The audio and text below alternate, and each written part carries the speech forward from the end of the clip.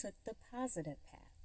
Your sis will hopefully bring positive vibes to you on this journey. Okay, let's get it.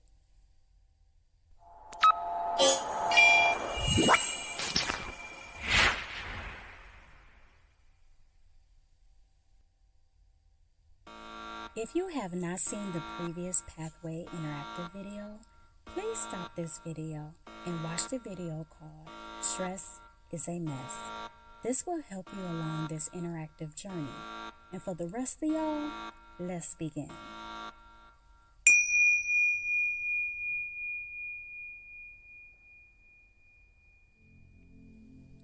Now, Eustress.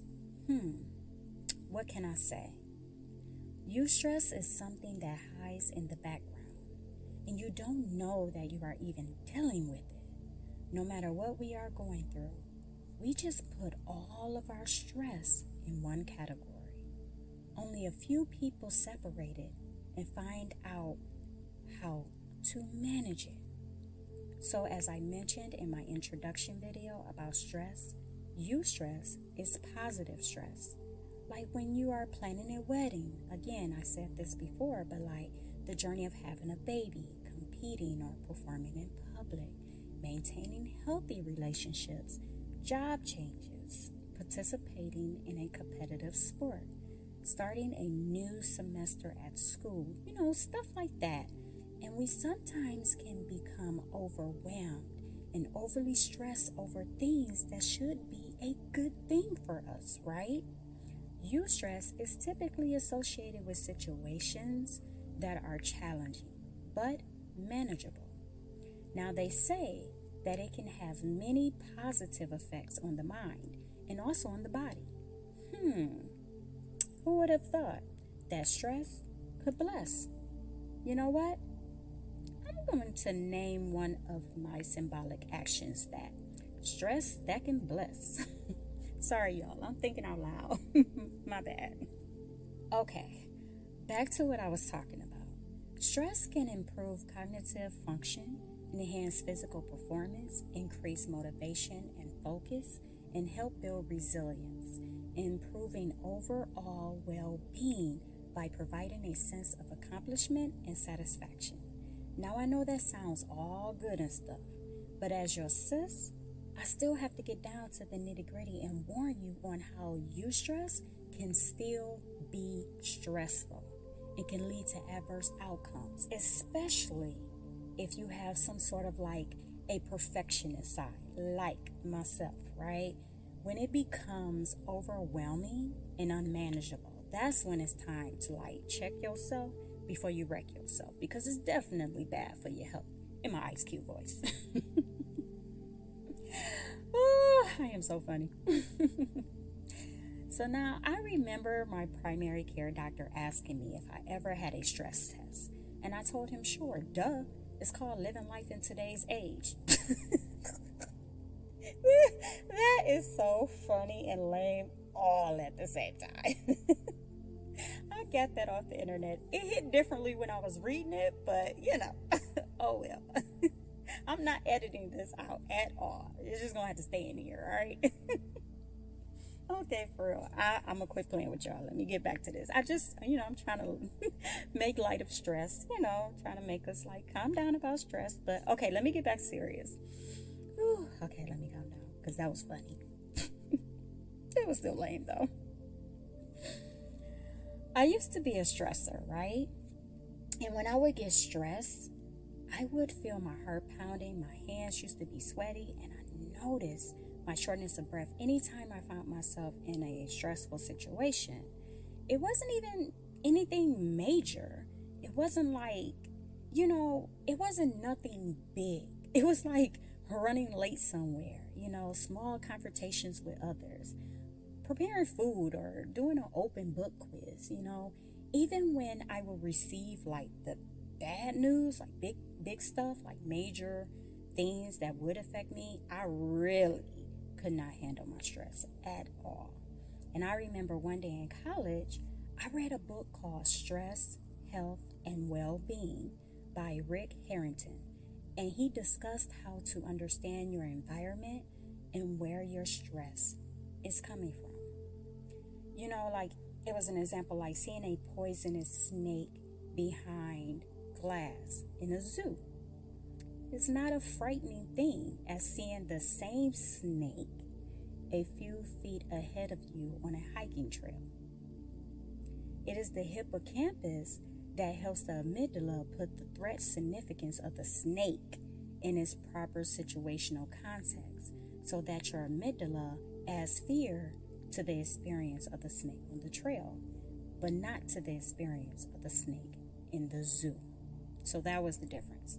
So your reaction is going to be totally different if that snake was free in the wild, right? Personally, I am more scared of bears. So when I find myself in stressful situations, I stop, take deep breaths, and think to myself, is this a threat like seeing a bear in the woods? Or is this like seeing the same bear in the zoo behind a glass barrier?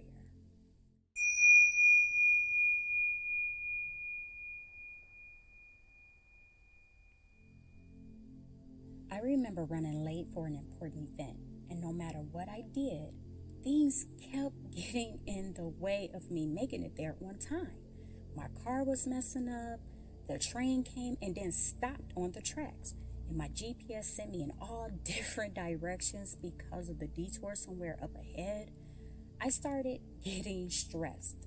My breathing was off, and I became very agitated and started feeling very down and wanted to go back home and call it a day. And at that moment, I remember what I have learned. And I had to say to myself, wait, is this a threat or a challenge? And that was the key. We sometimes perceive challenges as a threat. Yes, I was running late, but it was not a threat. This did not call for me to be in a flight mode, running away from the situation, like wanting to go home, like I would with the bear in the woods. This caused me to see it as a challenge, like the bear at the zoo. Because at the zoo, actually, I'm paying money to see this bear behind this barrier. I am taking my kids in this same environment to see this bear. And I am calmer. And I don't have this threat in front of me. Why? Because I understood my surroundings. The bear and I have this barrier to protect us from each other, right? And just like that, I recognized that actually I signed up for this event. I even invited my friends to meet me there. So therefore, my hippocampus signaled my amygdala that there was no threat. So there was no need for the flight response. I just needed to manage my stress at that moment and start looking at my options and choose the best one for the situation, which will strengthen my emotional intelligence meter. So I know you like, what is emotional intelligence? Well, we will talk about it after we take our mental break. Let's get it.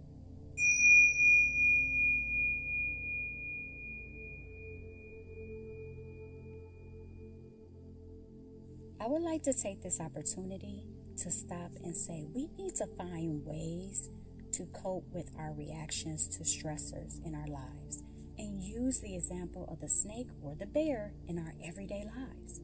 I don't care if you switch it out with spiders, whatever you are afraid of. Just use it as an exercise when you find yourself in stressful situations and say, wait a minute, is this a threat or a challenge?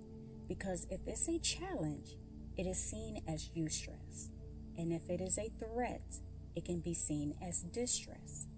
So then we can realize which one we are dealing with and use the proper reaction for that time. Also, please put opinions and thoughts in the comments below. I would appreciate it. They can generate stimulating dialogue. Now, let's take our breathing break. Breathe in and breathe out. Breathe in breathe out. Okay, that should have taken a load of stress off your shoulders. Okay, back to talking about the bear, the zoo, and emotional intelligence. Now, I would like to share another story that one of my good friends was going through. She was stressing over a paper that was due for school, and she was explaining how she couldn't start the paper. She was having headaches, her stomach was hurting, and she felt like she would receive a low grade on the paper. She began to vent and blurted, "Maybe I should just quit school." Her spirits was low, and I told her, "Wait a minute, sis. Is this a challenge or a threat?"